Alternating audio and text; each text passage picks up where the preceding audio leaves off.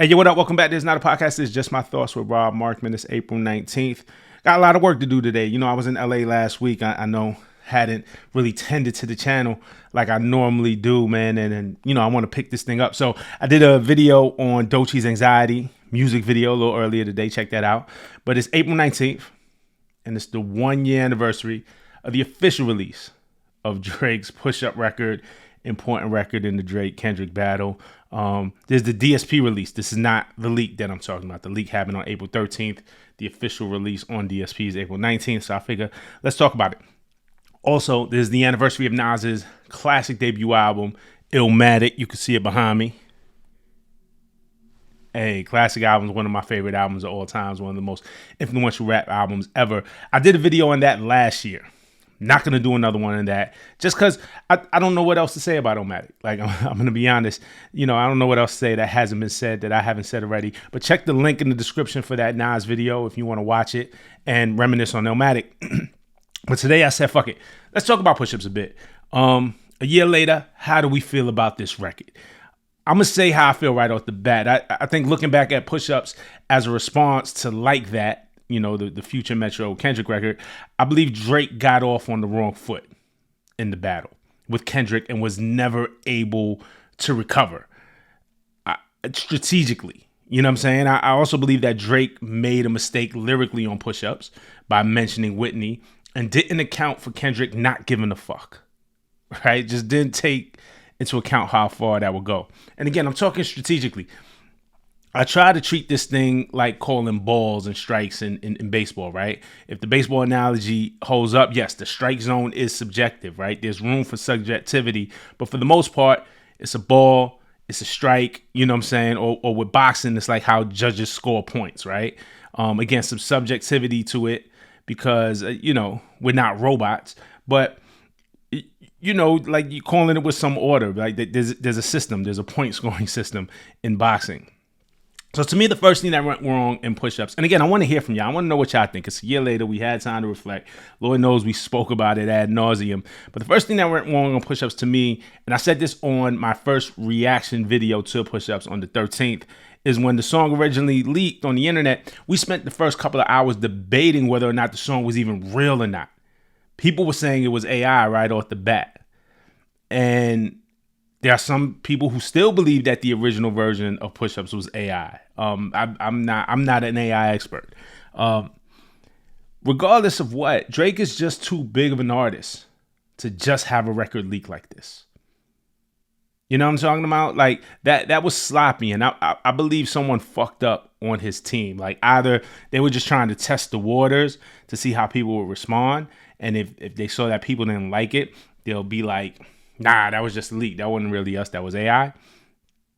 Or somebody really kind of just fucked up on his team. And I think it's the latter. I think somebody messed up. Also, we liked the original version better of push-ups. You know what I'm saying? We liked the original version. The beat I thought was better. The whole get money part of it I thought was better. But maybe they couldn't clear the sample. I don't know. Regardless, I'm getting off track, but I just think somebody fucked up on his team. I think it was too sloppy. I think he's too big of an artist to have records leak. I mean, so many of his records leak still. Now, you know, another question that I have is this the record that Drake wanted to drop anyway? Just because he recorded it, right? Doesn't mean he was going to release it. Like artists know, and they do this all the time, man. We go in the studio, we record a couple of things. Doesn't mean that everything that we record is meant to be released. I believe fully that Dot recorded way more diss tracks than he released. I mean, he said it on the song, how many stops do I really have a stop? 1, 2, 3, 4, 5 plus 5. You know, I think the way Dot approached this strategically, I think he had diss records for every type of scenario. I think he had diss records in different tones based off of, okay, if Drake goes left, okay, this is what I'm gonna do. If Drake goes right, this is what I'm gonna do. If Drake plays it up, you know what I'm saying? Like I think he had responses for every different type of response. I just think Dot was more strategic.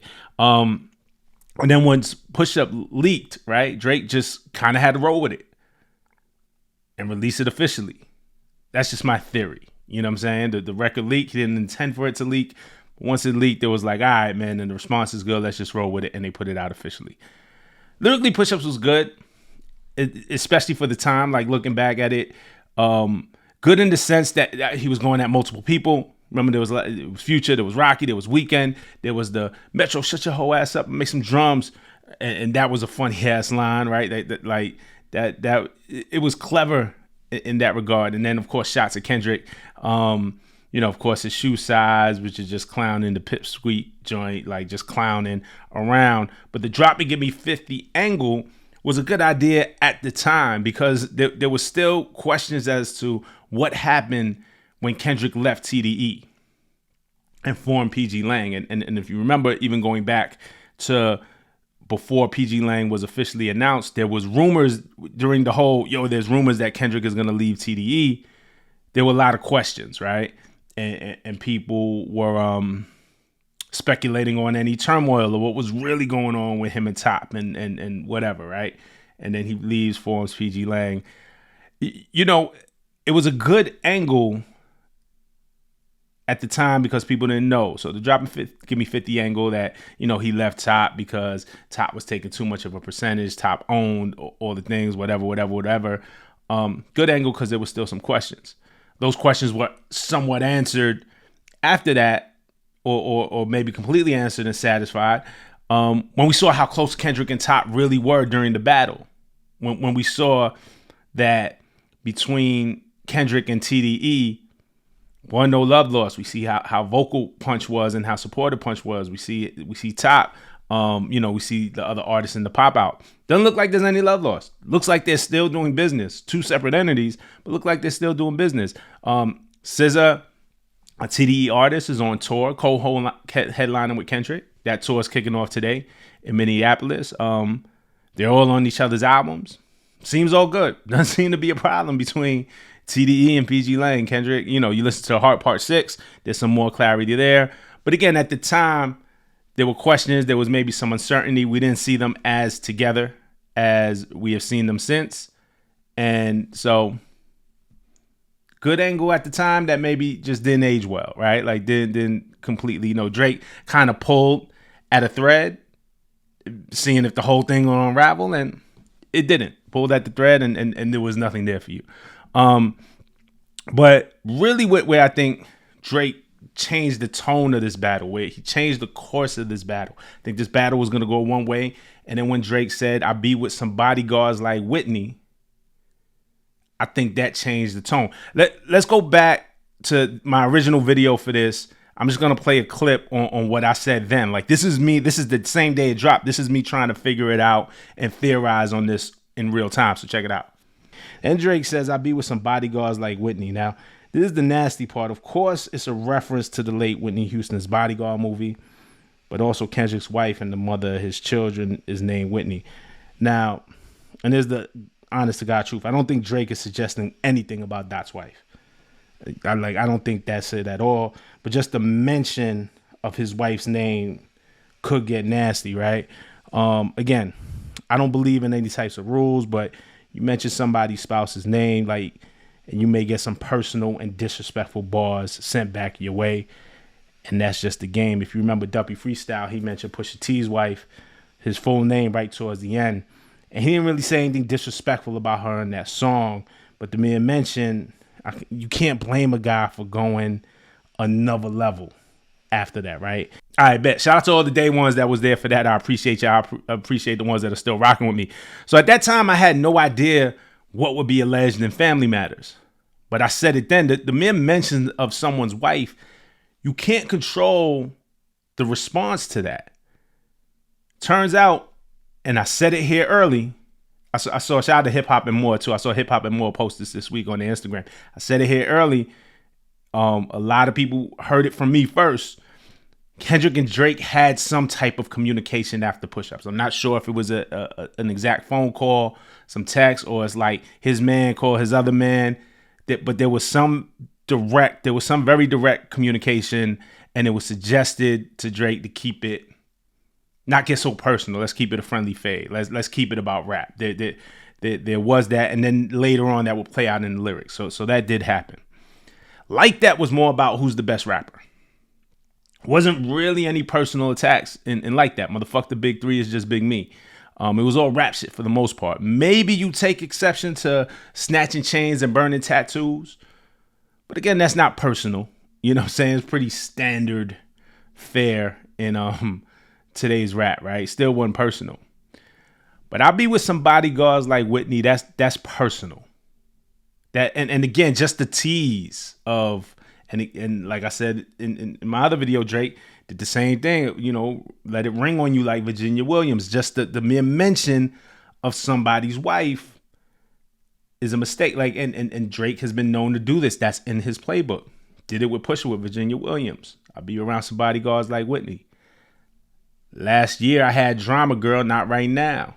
You know what I'm saying? DJ Drama's not a rapper. He couldn't push back at it. But Drake's whole kind of MO, if he got an issue with you, he gonna get at your girl. Not to mention the guys whose girl or exes he's kind of like been with, and you know what I'm saying? You know, that's just kind of his MO. So, but I thought maybe after the Pusha thing, you know, maybe there'll be some reflection like, damn, maybe I went too far. Pusha got super personal, and remember Drake got upset of how personal Pusha got, you know, with the 40 thing and you know, talking about Drake's kid and his parents, and you know, Drake, you know, he got on the LeBron on the shop and was just like, yo, that's real low, like, yo, how do you do that? But maybe he takes some accountability. Well, damn, if I don't mention his wife, does he go there? I don't know, but he does it again. I'll be around some bodyguards like Whitney. Then we get Taylor Made freestyle, right? Call him a bitch for me. He's rapping as Pac in AI voice. Pac talking to Kendrick, but it's Drake's lyrics. Call him a bitch for me. Talk about him liking young girls. That's a gift for me. Heard it on the Button podcast. It must be true. They told me the spirit of Machiavelli is alive and the under 5'5", so it's got to be you. So we get Taylor Made. We get Taylor Made after Push-Ups. Then came Euphoria. Then came Kendrick's Euphoria, where he says, right, we ain't got to get personal. This is a friendly fade. You should keep it that way. A reflection of the conversation that they had or the communication that they had. You know, and then Kendrick, you know, it's funny because Kendrick starts to toe the line. That's whole shit. I got a son to raise, but I could see you don't know nothing about that. Waking him up, know nothing about that. Telling him to pray, know nothing about that. And giving him tools to walk through life day by day, know nothing about that. And he just goes down the list. I'm sure Drake probably felt the way. Technically, and it's towing the line, because technically, he's not dissing Drake's son. These aren't bars aimed at Drake's son. It's aimed at Drake and just like, hey, I have my family to raise. Family is important to me. My son is important to me. I'm teaching him to pray. I'm waking him up every day. I'm hearing his life. I'm giving him the tools. I'm giving him the lessons. You, as a father, you don't know nothing about that. Again, being on the receiving end of that, maybe he was hot, but technically he did not mention your son, not in the same way that you mentioned his wife, but it's close, right? It starts towing the line. So this is where we get. Then there was also the Parkinson line, the Park his son, which I still haven't completely, fully got or figured out. I don't like 100% know that I know what that was getting at, but I never thought that was about Drake's son at all. I thought it was either like a Birdman reference or something relating to Jay Prince. Like I think it was like that arena of Drake's life and his circle, either Birdman or Jay Prince. I didn't think so. The Parkinson, I didn't think had anything to do with Drake's literal son. So that's towing the line, but he's not mentioning Drake's family really. Then of course we get Family Matters with lyrics accusing Kendrick of domestic violence against Whitney, and then the bodyguard thing starts to. Oh, okay. This is what he was alluding at when he said you'd be around some bodyguards like Whitney. And then on Family Matters, you know, the mention of a love triangle, or the possibility of a love triangle between Kendrick, Dave Free, and Whitney. And then we get Meet the Grams, which is deeply personal. And then we get Not Like Us. And then it's game over. And to me, that's why the defamation lawsuit against UMG is weird, because what if Family Matters became the hit record? What if Family Matters took off? There was a video. There was a budget put behind it. I mean, maybe Drake spent his own money. I don't know that I don't know who paid for what. I don't know UMG paid for it. I don't know if it went against like his recoup or I don't know. I literally absolutely have no idea. And I have no idea about how the business worked for Kendrick's Not Like Us. But what I'm saying is there was a video for Family Matters. And Family Matters was commercially released on DSPs. And I heard it on the radio. DJs were playing it. Wasn't in rotation, but like in real time the next day, like, you know, radio is playing it. DJs are playing it. They're playing both kind of records. But what if Family Matters was the record that stuck? Like, and let me go back for anybody who's confused with what I'm saying. I don't believe there was a radio push behind Family Matters. DJs played it out of curiosity because people wanted to hear it. Also, the next day during that weekend, I don't believe there was initially a radio push between Not Like Us. DJs were playing it because people wanted to hear it. You know what I'm saying? Like Saturday, I don't think you get your radio promotions department out of bed, and then a record that drops on Saturday that's playing Sunday and Monday morning is the part of a radio budget or a label push. I think that's natural curiosity, and DJs having the freedom, especially mix show DJs, to break format and not have to play records that are on the radio's playlist because the people are demanding it and the people want to hear it. Not everybody is on the internet the same way that we are. So at least initially we were hearing Family Matters, and because a lot of people were like, all right, here's Drake's response, here's Kendrick's response, and we're playing them at least those first couple of days, those first 3 or 4 days. And then Not Like Us really just takes off. You know what I'm saying? So, but what if Family Matters was the one that stuck?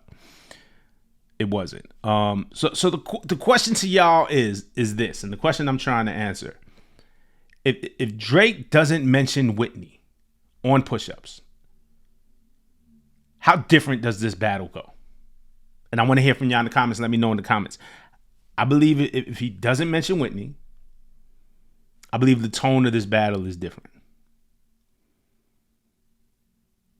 I don't know. I definitely don't think we get I don't think we get Meet the Grams if we don't get Family Matters. I think it's something that Kendrick recorded, anticipating, okay, if Drake goes here, I'm gonna go here with it. But I don't believe that it was something he intended to release. Because Family Matters makes way less sense. It makes perfect sense in the context of, Meet the Grams. Meet the Grams makes sense in the context of dropping right after Family Matters. I think Kendrick recorded Meet the Grams. I don't think he intended to release it until, that's the move that he makes, Family Matters? Okay, Meet the Grams. And I think if Drake would have released another record, I think Kendrick would have had another record with a tone. I think Kendrick was being way more strategic, and Drake was just kind of releasing what he had and dropping what he had. But I think Kendrick was very prepared for this. I say all that to say, if Drake doesn't mention Whitney on push-ups, I think the tone of this is different. But let me know what you think. I want to hear about it in the comments, right? Like, subscribe, do all of that. Appreciate y'all rocking with me. Enjoy y'all weekend. Happy Easter to y'all all for those who celebrate. Just a good weekend with family, friends, man, and love, all right? Peace.